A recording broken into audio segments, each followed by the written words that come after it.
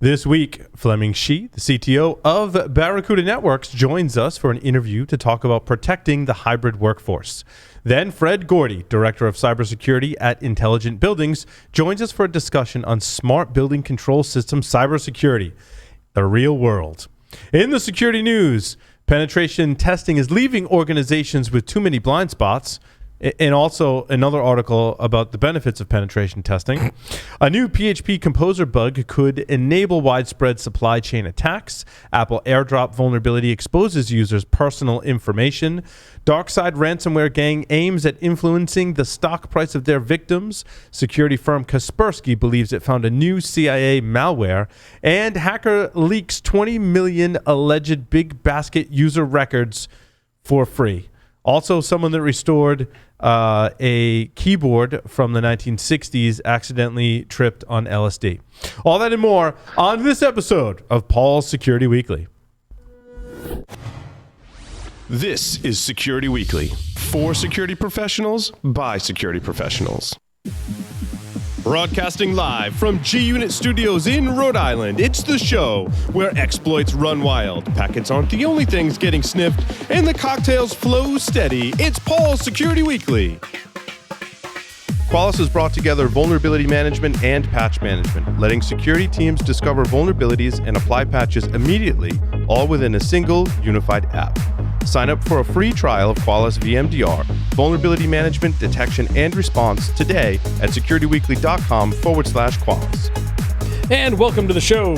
But let me first introduce you to a man that calls a singing computer Adele, Mr. Paul Asadorian. Welcome, everyone, to Paul's Security Weekly. It's episode number 692, being recorded April 29th, 2021, right here in G-Unit Studios in Rhode Island. To my left, Mr. Larry Pesce is here with us. Woohoo! Turning down my headphones. Adjusting your headphones. Yeah. Oh. I was talking kind of loud there, too. No, I was too. And yeah, you were killing yourself with your own voice. Right? Yep. Well, I mean, that's all the time. It's good to be here. It's good to be here. Yeah. It's good to be back, you know? It was an interesting week without you here last week. Yeah. I mean, it was bad, but it wasn't the same. Well, thanks, Larry. It's good to be back. It's good, and it's good for you to have a vacation. That was a much. I was like, Yeah. When was the last time I actually took like a full vacation without intermingling with a work-related event? We counted, it was like 10 plus years. So Yeah, I believe it. It was good to be just on vacation, unplugging for a while. Yep. So my brain is still kind of vacation mushy today as I get back in the swing of things. Just like writing a Valentine's Day joke about. That's Never mind. right. Never mind. Mr. Lee Neely is here with us remotely. Lee, welcome. Hey, it's great to be here. You know, that vacation reminded me of I was in the middle of a meeting and my wife steps in the room and says, "Would you like to go to Egypt this year?" The correct answer is yes. So where she booked 2 vacations. There you go. Mr. Tyler Sorry, Lee. Mr. Tyler Robinson is here with us. Tyler, welcome. Thanks. Glad to be here twice in 1 week. This is a pretty epic week, honestly. Were you on ESW? I haven't listened to the shows. Yeah. Nice. Matt definitely covered down for you and did a great job. So you were missed, but Matt, he can hold his own. That's the other thing too. I have great backup that lets me go on vacation. So thanks, everyone. Do you want to stay in the loop, all things Security Weekly? Please visit securityweekly.com/subscribe. You can subscribe on your favorite podcast catcher. You can also subscribe to our YouTube channel, sign up for our mailing list, join our Discord server, and follow us on our newest live streaming platform. That's right, we are on Twitch. You can find all of that at securityweekly.com/subscribe. Our next technical training I'm very excited about. Well, I love technical trainings. I mean, I love webcasts too, but we can get nerdy. I really like it. And on May 6th at 11 a.m. Eastern Time, we'll be exploring common misconfigurations of Nginx. It's actually one of my favorite technical topics to discuss. We'll talk about the damage they could do and how to avoid them. Next up, see how attackers gain access to endpoints and learn defensive strategies to protect against those attacks in our May 13th technical training, also at 11 a.m. Eastern Time. securityweekly.com/webcast. They are completely free. All you have to do is register, and you can go to securityweekly.com/on-demand if you want to check out the archive. This segment is sponsored by Barracuda Networks. To learn more, please visit securityweekly.com/Barracuda. Fleming Shi joined Barracuda in 2004 as the founding engineer for the company's web security product offerings, helping to create the first version of Barracuda's messaging archive product and paving the way for expansion into new content security product areas. He joins us today to talk about protecting the hybrid workforce. Fleming, welcome to the show. Thank you for having me. It's great to be here. It's exciting to hear that you had a great vacation. Next time, check out Santa Cruz. That's where I am, and it's very nice and sunny. There's plenty of surfing and vineyards and everything. I'll tell you what, I'm all about places that are warm and sunny. That was the other nice thing about vacation. Yeah, right? The weather here in New England this spring has been kind of, as it is in New England, all over the map. So that's very nice. Fleming, I guess first, tell us a little bit about how you got your start in information security. You and I have not had this conversation yet, but I want to know a little bit about you and your career in security. Absolutely. In fact, I was in another sunny place when I went to school, went to university. That was San Diego. So when I was in San Diego, studied in UCSD, I was involved in network security and basically supporting the network and the devices, the Linux systems, as well as the HP Unix and Macintosh networks over there. So got started pretty early learning about what's going on. Actually, I built my first firewall with Linux using IP chains, to actually start, because I didn't want to spend money on a PIX firewall, on Cisco PIX. Right. Was this like late? It sounds like you're describing maybe late 90s. That's right.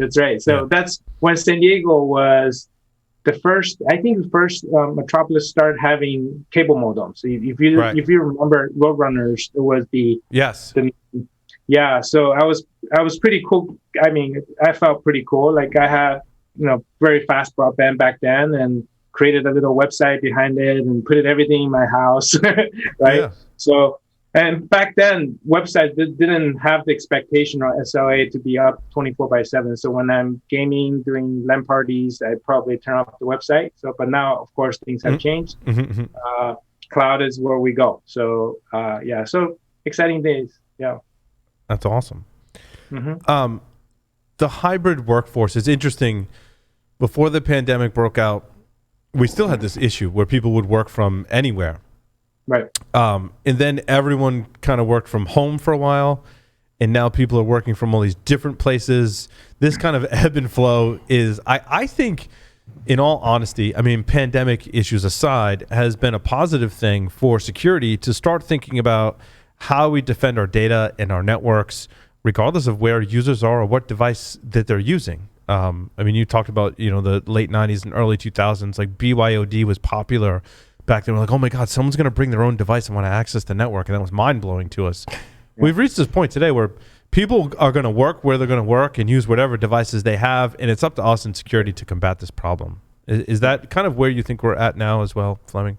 Yeah, definitely. I mean, the trend started, if you remember MDM, the mobile device management industry was pretty hot for quite a bit, especially when smartphone came out. That was a game changer. During that time, folks are installing apps and perhaps a little bit more too openly, right? So bring BYOD was a huge thing, and being able to manage those devices, make sure their security postures in place was important. But it kind of faded away a little bit, because I feel like MDM, the industry, kind of embedded into many other, became a feature instead of an actual product. So then you look at what happened with the pandemic. We really got in a way, and everyone was forced to work from home. It's beyond BYOD, right? It's BYON, bring your own network.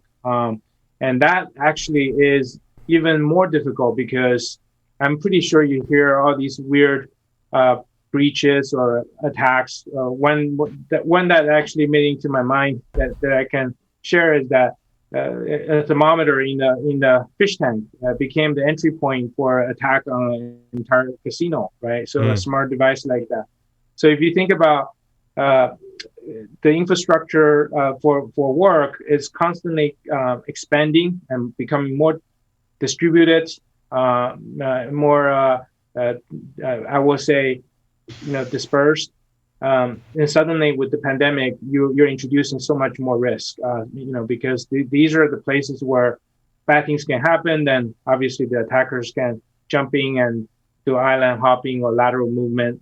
And given how much we do, in old days, like back in the late 90s, was just a website. Now it's your entire business activity, including data, including credentials, everything is online, right? So it's much more riskier. So I think, now folks are returning to work. I think work from anywhere is more probably going to be the hybrid scenario. Sometimes in the office, sometimes at home, sometimes in the coffee shop, right?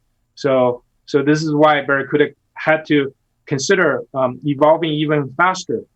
As you remember, we had a strong solution on the appliance side in the early days, but we had to evolve with the customers transitioning into the cloud, and now it's Fleming, a hybrid workforce. It used to be, if people wanted to work remotely, and I've presented on this actually, like you had a VPN, but so much has changed since then. Like we had the VPN because we had resources on premise, and we had a VPN concentrator, and if people wanted to work remotely, we would stand those things up, and people would connect back, and they'd be able to work, and like life was good. But then our assets and users are now all over the place. I guess speak Fleming to that transition from how did we go from having that VPN to all these new technologies? What was that progression like?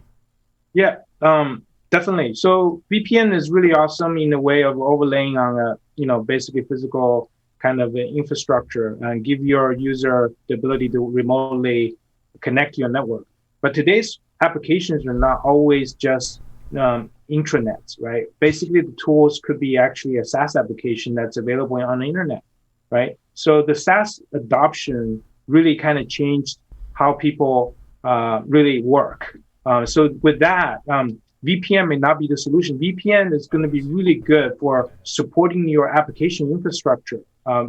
Basically, point there is if you can secure that connection and make it really fast, like a SD1 kind of solution, you have your assets connected all the time. Those assets don't move around, but your users are moving around. So that's where the innovation comes in for zero trust-based network access or application access, right? So which means really measuring the contextual data or your security posture wherever you go. And based on that condition, you're being subject to a policy enforcement to make sure that, for example, if Fleming is in a coffee shop or Disneyland, I'd probably connected to a free Wi-Fi. At that point, I shouldn't be working. I should be enjoying the rides, right? And maybe my access to certain SaaS applications should be revoked at that time, just for that time, right?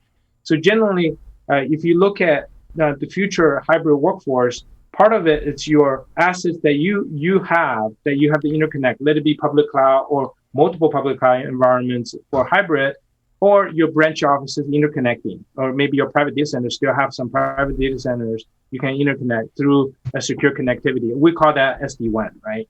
Then on the other end is your users, protecting them from, unknowingly exposing your data, your infrastructure to potential attackers. Yeah, so I think Fleming, it's two sides of the with situation. SD-WAN, I remember having conversations in like early 2000s, and we're talking about connecting sites via frame relay, and then daring engineers were like, we can use the internet to connect these branch offices, and we can encrypt it using IPsec tunnels.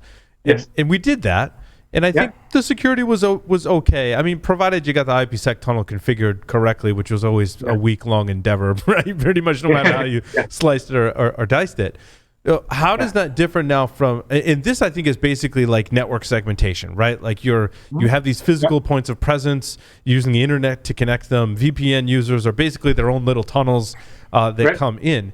Well, what is SD-WAN now? What is, like, how would you describe that to folks? Absolutely. So if you look at what we had done with VPNs are basically built point to point or from a client to a site, for example. But it actually was just a tunnel, kind of concept, right? So SD1 really takes it to the next level. The SD1 really competes with more physical kind of architecture like Mpos, really interconnecting your assets. More so, I think, obviously for future, more so than users, because the reason is within that connection. First of all, you can use the internet to connect, to build your SD1. That's why SD1 is different from Mpos, right? Because physical lines and all these things are expensive to procure, and it's really difficult and takes time to build. So on top of SD1, you can do a lot of things, right? You can do things like traffic management. You can do application identification or intrusion detection. All those things should be built on top of a SD1 solution, which really differentiates from just having a tunnel, right? So this requires probably a level up in the protocol that's actually connecting these devices and assets and maybe sites, because you need to be able to really understand the packets. You really be able to understand how to route them more efficiently, more optimized, depending. For example, I'll give you one example. If you're Microsoft 365 shop, you will have users using those SaaS applications. You probably don't want to aggregate all those traffic into a core, like a hub and spoke kind of setup. You probably want them to route directly to the closest Microsoft, endpoint, in this case, service endpoint, as quickly as possible, right? So these are the routing decisions and application awareness features that's built into SD1. On top of that, you can't just build every SD1, not every SD1 is built the same, right? So I've seen offerings where basically they build their own data centers. Barracuda chose to actually build it together with Microsoft. So our backbone for our CloudGen 1 is natively built on Microsoft Azure. I think we joke around internally, like, friends don't let friends build data centers, because you can't beat can't beat Microsoft to it, right? They're pretty good at it, and obviously AWS and others too. But generally speaking, if you find the right solution, you can save a lot of money, and you can actually save time to actually build out your secure, connected work infrastructure. Now, Fleming, does Microsoft take care of the routing protocols on the back end? So as an engineer, I don't have to deal with the routing protocol aspect?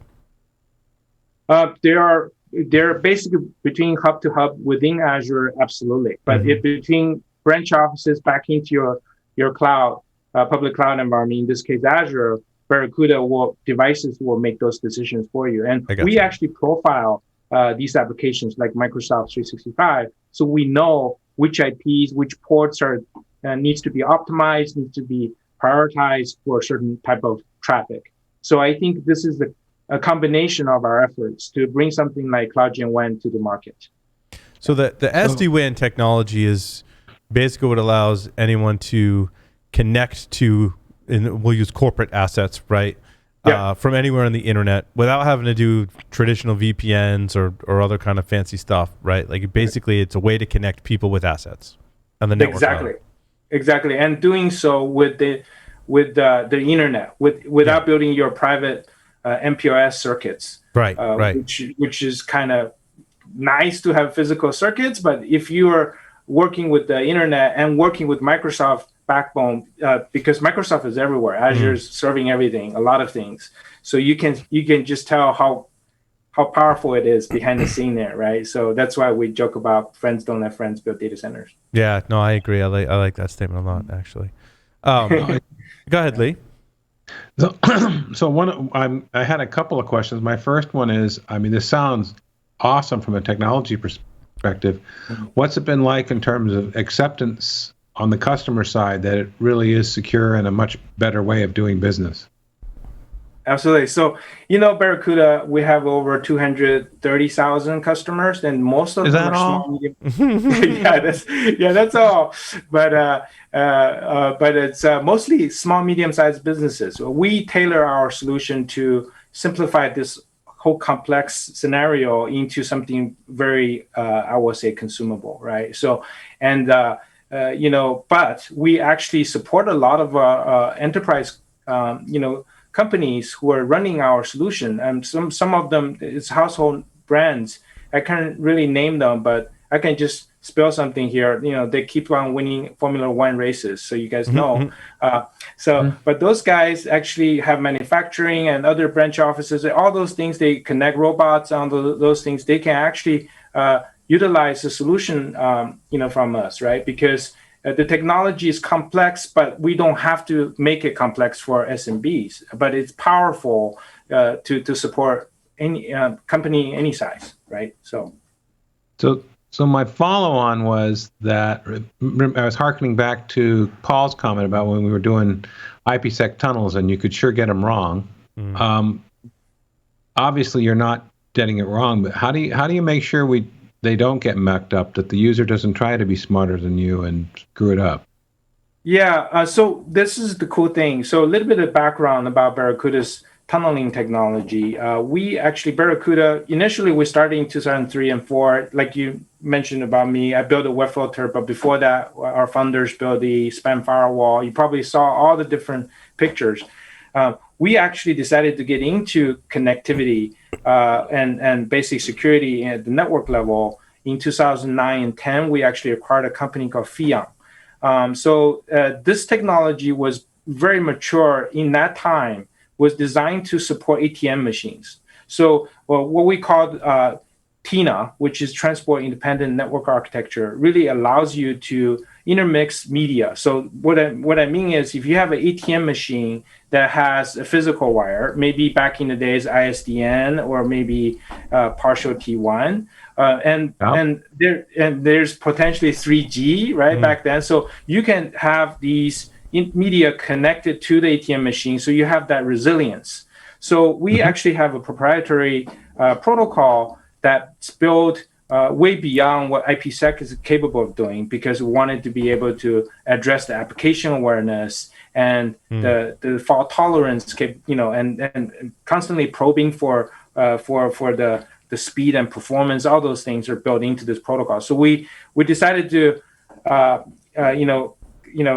acquired that company, Fion, and that's what we created as CloudGen Firewall. And that's what this protocol is very much natively now part of the CloudGen One solution we launched in July last year with Microsoft. Yeah. So what's that translate to in terms of overhead or latency? I mean, it sounds like it's wicked fast. Yeah, actually, I wouldn't be able to quote exact numbers, but I can tell you the use case that we had to deal with ATM machines was one of the hardest one to, the biggest challenge we have. So I'm very confident it is very much suitable for today's world, especially work from anywhere. Everyone's working, with their devices, outside the office, right? So very, very fast, very capable as far as security. Yeah. I think a lot of the performance or lack thereof performance oftentimes comes from the computer or the drivers, and even the applications. I think is like further, we talk about 20 years ago, right? As we move forward, I think we've kind of shifted that performance really is not about network speed so much anymore, or speed to the internet. Because everyone's got pretty good connectivity. Yeah. It's usually like the apps or the drivers or the operating system or your hardware that's the limiting factor. Yeah. Yeah. And that's really a good way to think about what we did next, right? Because first of all, VPN, it is encryption on both sides. And there is going to be some penalties. But however, that's why the smart routing capability, like the local redirects and all those things, are designed to actually make the experience much better. Because if you go back 10 years or maybe even 15 years, VPN still existed. You can still do things with your application that's in-house. But the routing capability was kind of limited in the sense of customization, right? So you won't be able to have routes to say, hey, this particular application needs to go this way and do it in a much faster fashion, much more performant, because with what we have now, the service endpoints are everywhere. You want to take advantage of that, right? So VPN and just getting everybody concentrated into one place, then blast out. That's just kind of, and I would just say last generation, right? Yeah. If you think about proxies, you guys remember proxies, right? So no, I agree. You've helped me, Fleming, understand the newer SD-WAN and SASE technologies is some of what we're probably going to delve into a little bit more next, right? And the differences between, you were just standing up tunnels with IPsec, right? And there was a lot of limiting things that could happen here. Now, with SD-WAN, and we'll get into SASE and Zero Trust as well, it's about smarter decisions and pushing that closer to what they call the edge, right? But really just that means is your connection into the assets you need to access is much closer to you as the user. That's right, exactly. Yeah, and the world is starting to work that way. So there's more cloud that we can consume, and it's just wonderful to have this type of product in place. And it's not so much like a CDN either, because CDN is all about delivering me content. This is about brokering my access basically in a smarter way. Similar, but not the same, right? Exactly. You're right. So CDN is the other way, basically making sure you're available everywhere, right? What we're doing here is making sure you're consuming, in the most optimal manner by identifying the best path, right? If you think about it that way, yeah. Tyler? Does that open up the possibility for misconfigurations or security aspects where you're exposing multiple endpoints or multiple applications or multiple SD-WAN points? What are some of the security implications of how this is deployed? Great question, Tyler. Yeah, that's a great question, actually. So the configuration for security it can be done in a very much from the top. So you define your policies, define your security posture, then these gets converted into configuration that automatically gets pushed into the edges, right? If you think about it in that way. So if you want to manually create your SD-WAN, it's doable, but we highly not recommend that, right? But the whole point there is utilize what we already provide you and be able to really go from having no acceleration, no SD-WAN to having SD-WAN with what we provide and what Microsoft provides in a very very quick time frame. So with that, I think there's always going to be customization needs and all that. And Barracuda has those tools to allow you to really measure speed, measure your configuration, and making sure you have done that correctly.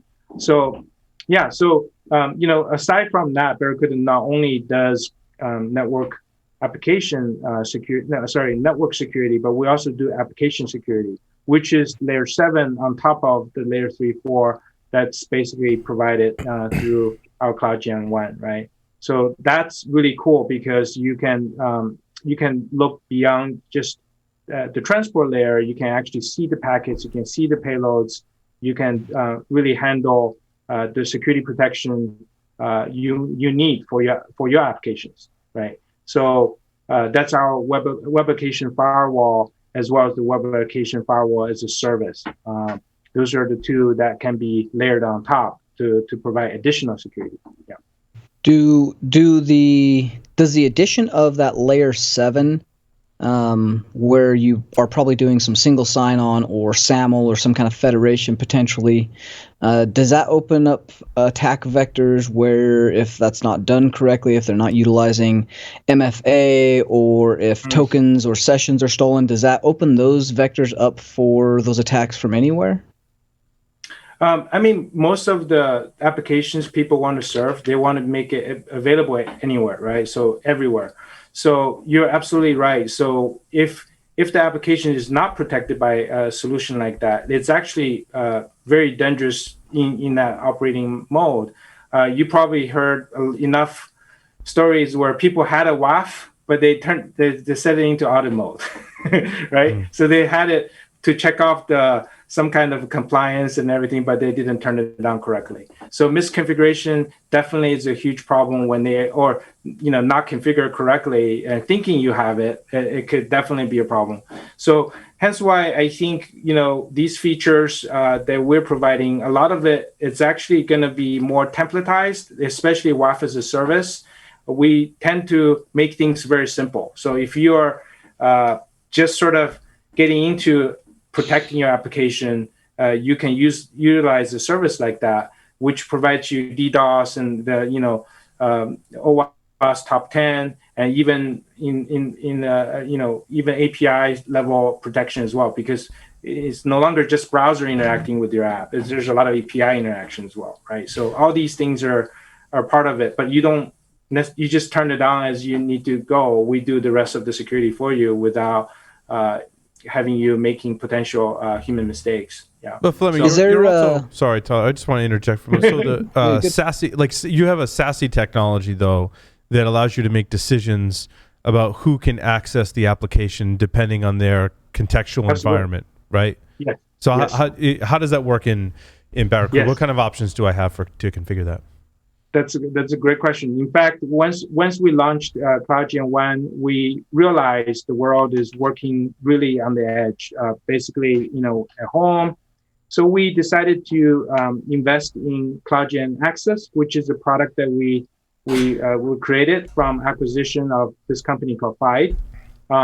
So what it means is basically we have, it's much lighter weight than VPN, because again, we believe a lot of the applications in the future is going to be SaaS applications. So the way to protect that is basically measuring the contextual and security postures on the endpoint constantly before they are allowed to go somewhere, right? And that access is talking about accessing a SaaS application. Let it be a file share and sync, sync and share service, or let it be a Salesforce application that you have for your customers. So my point there is, with offering like that, you no longer need to worry about like being in the middle of the traffic. You're really making decisions on whether this user has access to this SaaS application. Certain SaaS applications will require a proxy component, but most of them wouldn't need to, right? So with that offering, Barracuda really kind of completes the whole SASE package, from secure connectivity to protecting your end users using our CloudGen Access, zero trust application and network access. Yeah. So in other words, if I've got a Microsoft 365 instance, I get to set the rules as to not only who can access it, but depending on where they're coming from, what device they're accessing it from, I can then say, well, you have access to SharePoint, maybe these specific SharePoint things, but not these other things based on where you connected from, at what time, and like how you're holding your phone. I don't know if you go to that level, right? But that's essentially the concept, right? Exactly. So the concept there is to measure the posture of your endpoint. Like let it be a security patch that's missing, right? That is really important to have because something has to do with the underlying operating system. Or like you said, right, this could be a geofence component that basically figuring out you're not at home or, in one of the branch offices and the Wi-Fi happened to be, insecure, right? So those are the things that we can measure and apply that security posture check before we grant you access to resources. Yeah, so that's kind of the cool thing about it is kind of everyone's coming back. People are going to be moving around. People are still going to be working from home. And given that, I think a solution like this really kind of completes the mile that you need to actually secure your users, of your workforce. Yeah. It's almost like a video game, right? Where like, what level am I able to get to in the video game, right? Like my security is really bad and there's a lot of flags. I might just get level 1, right? But if I MFA and I have all my patches and this device I normally come from, like I can go to level 10 and everything's cool, right? I mean, that's essentially how, at a high level, how the SASE technology is working. Yeah, exactly. Yeah. Sorry, Tyler, I cut you off. No, you're good. That granular level conditional access is like kind of the golden panacea, right? Like that's what we're trying to get to for all of our devices. I am curious, does it have the capability to take in like real time or kind of on the fly threat feeds where, hey, there's this new vulnerability came out, something just got dropped in the wild. Let's push this conditional access or fine grain conditional control out for certain applications, certain services, certain geofences. Is that something that can feed into one of the three products as a whole in order to provide some granular control? That's a really good question, actually. In fact, Barracuda had operated. I need to give you a little bit of background on this. Barracuda, in the past, we shipped a bunch of appliances, then virtual appliances, then cloud and SaaS, and now we're all in the public cloud and security and all. But the fundamental security components or advanced features, like let's just say a malware, a brand new malware that's outbreaking, right? So these type of services, we use microservices that we built internally and service our products everywhere. What I mean is every Barracuda product interacts with these microservices. So which means any signal like that, a threat intelligence that can be determined in these microservices can be useful for any of our products. So the reason we did that is because we had even though I still feel like Barracuda is like a startup, but it's been around for 16, 17 years. So there's customers using, devices that's I would just say purchased several years ago, right? You don't want to constantly swap out the hardware and all the time. So we decided to do this so these devices can continue to function at the highest level. So the reason I bring this up is because, as you mentioned, can we interact with the threat intelligence we catch in real time? Absolutely, right? If you look at everything we do, we go with API first concept. So interaction with our microservice, basically gives you the opportunity to stop the 0 day, 0 hour threats very quickly. Yeah. Does that help answer the question? So no, yeah, that's definitely answering it. Thank you. So one of the questions I'm having is, how are you on cross-platform? What platforms are you supporting? Awesome, because our CloudGen Access solution was built by a team that started on the Macs. So iOS, macOS, Android, Linux, Windows, all covered. I think it's pretty comprehensive as far as coverage, and we like to brag a little bit about it because it goes beyond VPN, right? So VPN is really good for connecting assets, and your SD1, but with CloudGen Access, actually the battery life on my laptop lasts much longer because it doesn't utilize those type of encryption. It's really based on conditional security postures to enforce those policies instead of moving traffic around. So it's actually very, very cool. If you use it on your mobile phone, your phone will be okay. It won't get too hot. I've never would have thought of that as a benefit, but that's awesome. Yeah, it's a great way to. The world is gonna hopefully see how cool this feature. This product is in conjunction with the secure connectivity product we have. Yeah. Do you think in that respect that the 5G rollout is going to be of benefit to this? Because rather the scenario I'm thinking of is I get shipped a new laptop, it's got 5G built into it, and that's the only connectivity that I have. Like maybe I've got some configuration that turns off the Wi-Fi and is only using 5G. So when I'm working from home or wherever, I'm always connected via 5G into the SASE environment, which is also extra security checks to make sure I am who I am. If I'm not, or something environmental has changed, it asks me for two-factor. To me, that's better secure. I think we kind of touted 5G as, oh my God, the world's ending for security reasons. But in this context now, Flem, you got me thinking it's a benefit.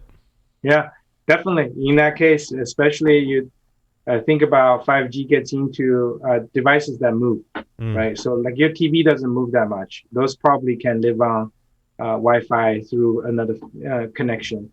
But if you're on the move, connection like 5G is going to be the right thing to do. And, mobile connectivity has always been around. It's just 5G is just going to make this so much faster, right? So I might end up tethering through my 5G back out, right? If you look on my right shoulder, on top of this, you can see a cylinder right there. Do you see a cylinder? I do. Yeah, that's basically a 5G internet gateway that I put in place as a backup for my broadband. But if you think about this, I can bond this with our TNET protocol, so I can have multiple ISPs. But to me, it's a single session, right? And also, you can. I mean, it's so fast. I live in the woods, but it's still really fast. My point there is, you're going to see 5G make a huge impact on how CloudGen access, the way we secure people's applications and data, and also to the SD1 story. So yeah, very much a big fan of 5G. So hopefully it works out for everybody soon. Yeah. Lee, so Tyler, what are you going to do for coverage from your surfboard? Yeah. Well, had to sneak that in there. You're down in Santa Cruz. My sister's down in Santa Cruz as well. They love it down there. So yeah, it's fantastic. So I think definitely it's going to change the way we connect, and hopefully everybody gets one of those cylinders very soon. Right. Yeah. Now, is it just? Go ahead, Tyler. I was just curious, is a lot of this proprietary to the way that Barracuda's deploying and kind of combining their products, as opposed to, because SD-WAN is kind of an open protocol, open platform. The way that you guys do it, where you have the proprietary and you have some of the additional components and appliance, is that very specific to Barracuda and the advantages that come with that?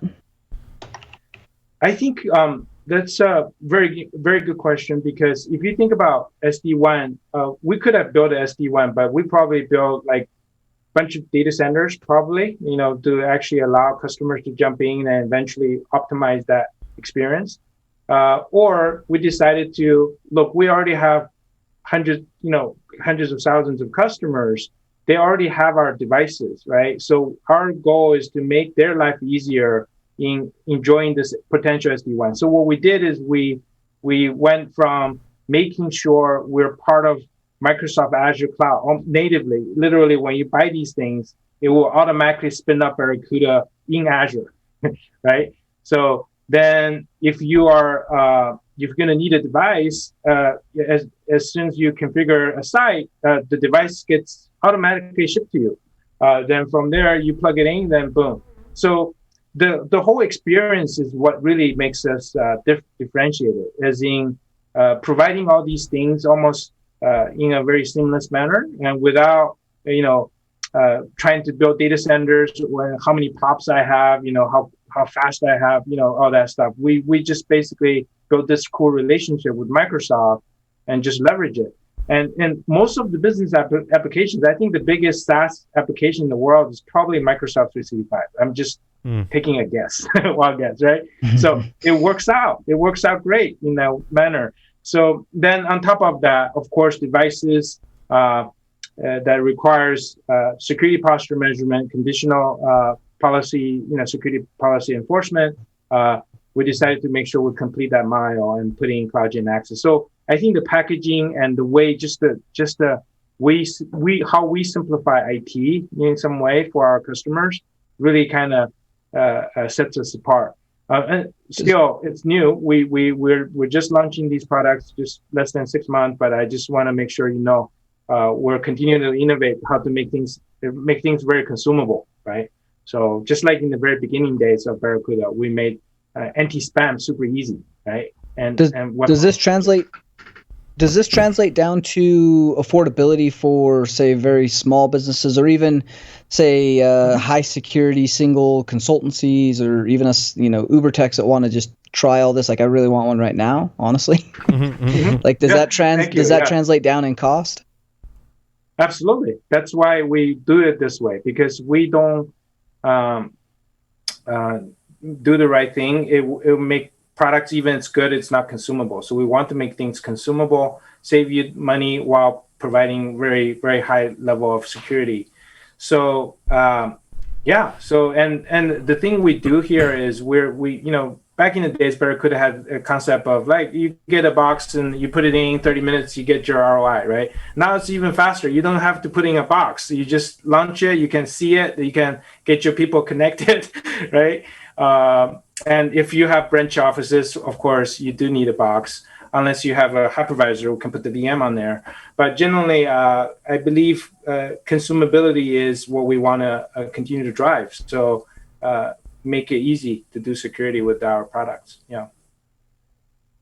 So one of the questions I have with your architecture, which sounds really, really efficient, is when we're talking about outsource or cloud services, I get into a lot of conversations about what data is where and what can the provider do that I do or don't want them to do.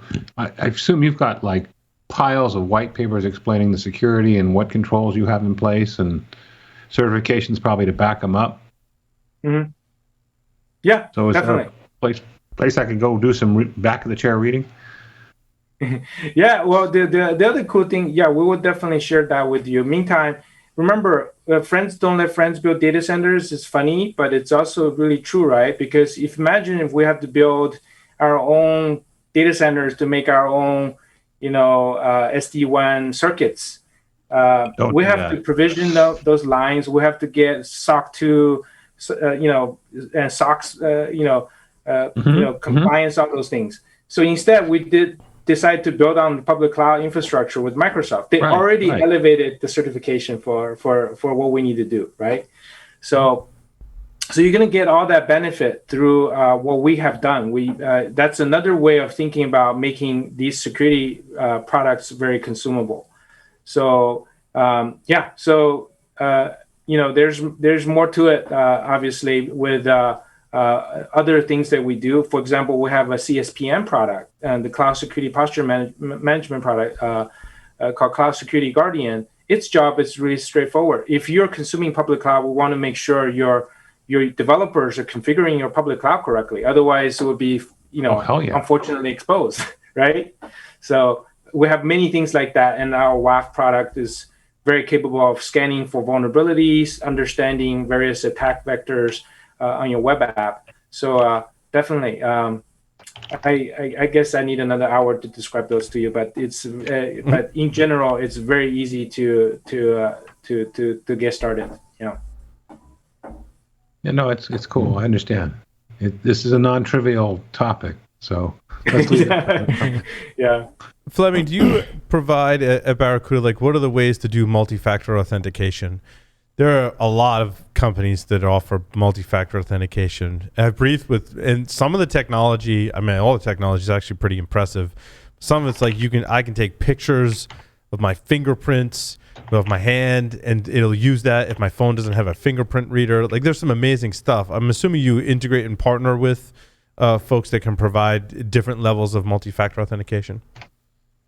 Yeah, definitely. CloudGen Access integrates with Okta, with many different MFA providers. But I think if you think about how future might work, we like to make things consumable in the sense where your device is your MFA, right? You may have certain things that allows you to actually verify who you are. I think the identity component of it is sort of the future, because without identity, none of this stuff will work correctly. So my hope is that our innovation around that is about, making identity identity protection even stronger, right? I think CloudGen Access is the future, where we will be building, ways to verify, the user, the identity, all the things about you, before we provide access. So but being able to find your device, whether it's a multi-factor token or like having just gone on vacation with my 3 kids that all had like one set of headphones, an iPad, and then 2 of the older ones also have a phone plus an iPad plus headphones plus AirPods, which are really small, and then like if you have an Apple Watch but you're on vacation, so you're gonna go in the pool, you don't necessarily want to wear it in the pool, so you take it off. If we take these, you take your watch off to shower most of the time, so like I really like, Tyler, you were looking at the rings. And we were talking about this earlier, Fleming. We talked about like easy multi-factor. I kind of like wearing a ring that I don't have to take off when I'm in any kind of water, right? I mean, maybe if I'm diving, hundreds of feet down, I might. But I leave it on all the time. Tyler, have you had any good I know you were looking into this, so I want to ask Tyler what he thinks, and then go to Fleming to see how this ties in. Yeah, I've actually got one I'm beta testing right now that if this is as good as it claims to be, and so far it's not too bad, it does all of that plus some RFC plus some NFC. So I've got not only my tokens, but I've got my multi-factor. I've got my I've got the ability to put my pay stuff on there. So it's so far so good. It's kind of new, but right. If we can distill it down to a ring, I think we're good. Yeah. Yeah, if you bring it down to the ring level, maybe a gift. Maybe when people get married, they exchange rings. You could exchange each other's tokens. You could have a put your PGP key on party. there. That's right. PGP key signing party at my wedding. Exactly. Right. So I believe maybe we do some NFT art with that, and we'll be famous. That's right. But, I'm thinking with this NFT, I thee wed. Exactly. And now, and now you are a twisted pair. Twisted pair. I love that. Yeah. Wow. But yeah, definitely. I think it's super cool to eventually get to that level of identity verification. So close to you. We're writing in between our digital and biological kind of cross point. Yeah. Well, and the next step is to have some type of what do they call it? Like biohacking, right? Like, Larry, do you still have the RF ID chip in your hand? I do. I was talking to someone else that had that too. Now I can't. Oh, Adrian. Adrian said he had one as well. Adrian Sanabria. Yeah. Yep. Yeah, I've thought about another one. Well, we'll see. That's very cool. That's really close. I mean, the ring's on the outside. The RFID chip goes on the inside. That's a G? No. Yeah, I mean, you thought you had some bad conspiracy with 5G. Like, now you start implanting people with things that don't like actual chips. Yeah, right. That's true. Yeah. Yep. Yeah, my favorite is the RoboCop. I don't know if you guys remember RoboCop. That was a great movie. Yeah. I feel like that movie was ahead of its time. It was. I'd buy that for $1. One of the better cyborg movies, I think. Yeah. Yeah. It's awesome. Very cool. Well, Fleming, we just have 5 silly questions with Security Weekly. So you ready to play 5 questions with Security Weekly? Sure. He looks very nervous. Don't be nervous. They're easy questions, I promise. There is no right or wrong answer. Okay. Fleming, 3 words to describe yourself. Geeky, but good at golf. I love that. We'll go with that. If you were a serial killer, what would be your weapon of choice? Computer. If you wrote a book about yourself, what would the title be?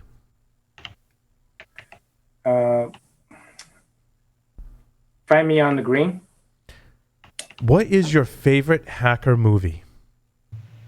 Matrix, by far. Oh, nice. Good choice. Choose 2 celebrities to be your parents. Alive, dead, fictional, or otherwise. You mean to meet my parents? To be your parents. To be my parents. Okay. Fictionally. Okay. Or non-fictional people. Sorry, go ahead. It'll be Angelina Jolie and Bruce Lee. Oh, nice choice. You like that? I think you might be the first to mention Bruce Lee. That's a good one. That's a good one. Yeah. Be like water, my friend. Yeah. That's it. Oh, that's very, very telling. Yes. Awesome. Fleming, thank you so much for appearing on Paul Security Weekly. Absolutely. Thank you for having me. This was really fun. Hopefully, I enjoyed our discussion. For folks who want to learn more, please visit securityweekly.com/Barracuda. Fred Gordy's coming up next to talk about smart building control system cybersecurity. Stick around.